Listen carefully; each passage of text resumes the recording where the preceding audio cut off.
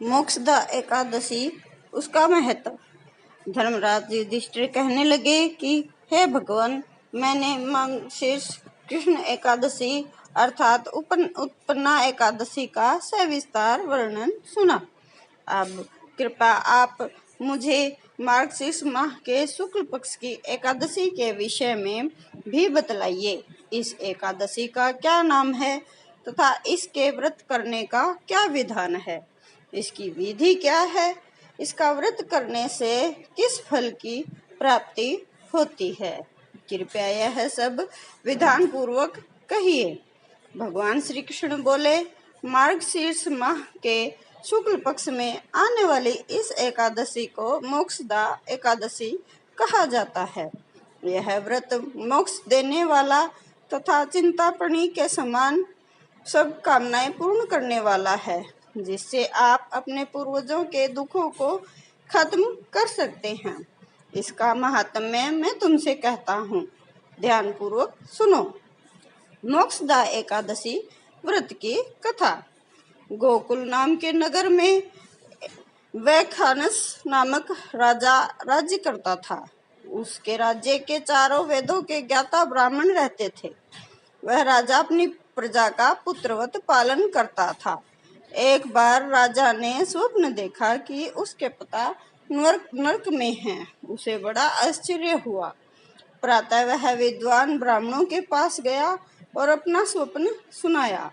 कहा, मैंने पिता को नरक में कष्ट उठाते देखा है। उन्होंने मुझसे कहा, हे पुत्र, मैं नरक में पड़ा हूँ, यहाँ तुम मुझे मुक्त कराओ। जब से मैंने वचन सुने हैं तब से मैं बेचैन हूँ। चित्त में बड़ी अशांति हो रही है। मुझे इस राज्य, धन, पुत्र, स्त्री, हाथी, घोड़े आदि में कुछ में भी सुख प्रतीत नहीं होता। क्या करूं? राजा ने कहा, हे ब्राह्मण देवताओं, इस दुख के कारण मेरा सारा शरीर जल रहा है। अब आप कृपया करके कोई तप, दान, व्रत आदि ऐसा उपाय बताइए जिससे मेरे पिता को मुक्ति मिल जाए। उस पुत्र का जीवन व्यर्थ है जो अपने माता पिता का उद्धार न कर सके। एक उत्तम पुत्र वह है जो अपने माता पिता और पूर्वजों का उद्धार करता है। वह 1000 मूर्ख पुत्रों से अच्छा है। जैसे एक चंद्रमा सारे जगत में प्रकाश कर देता है, परंतु हजारों तारे नहीं कर सकते। ब्राह्मण ने कहा, हे राजन, यहाँ पास ही भूत, भविष्य, वर्तमान के ज्ञाता पर्वत ऋषि का आश्रम है। आपकी समस्या का हल वे जरूर करेंगे। ऐसा सुनकर राजा मुनि के आश्रम पर गया। उस आश्रम में अनेक शांत चित्त योगी और मुनि तपस्या कर रहे थे।